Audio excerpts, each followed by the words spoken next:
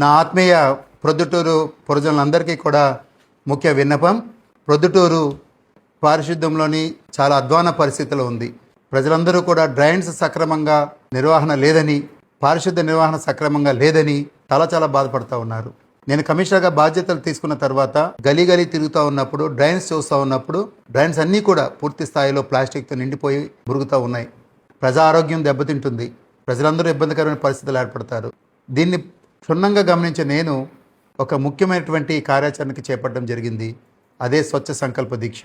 మనకి ఆగస్టు 15న 80 సంవత్సరాలు మన స్వతంత్రం వచ్చి పూర్తి కాబోతూ ఉంది. ప్రొద్దుటూరు ప్రజలందరూ కూడా ప్లాస్టిక్ రహిత సమాజాన్ని నిర్మించడానికి ముందుకు రావాలని చెప్పి నేను పిలిపిస్తూ ఉన్నాను. దీనిలో భాగంగా ఎప్పటికే ప్రజలతోని, వ్యాపారస్తులతో, హోటల్ యాజమాన్యంతోని, చిరు వ్యాపారస్తులతో అనేక సామాజిక చైతన్య కార్యక్రమాలు ఏర్పాటు చేయడం, ఇంటింటికి వెళ్ళి షాప్కి వెళ్ళి నేనే స్వయంగా మా సిబ్బందితో ప్లాస్టిక్స్ని కూడా కలెక్ట్ చేయడం చేశాం. అయితే ఇది ఇక్కడతో ఆగకూడదు.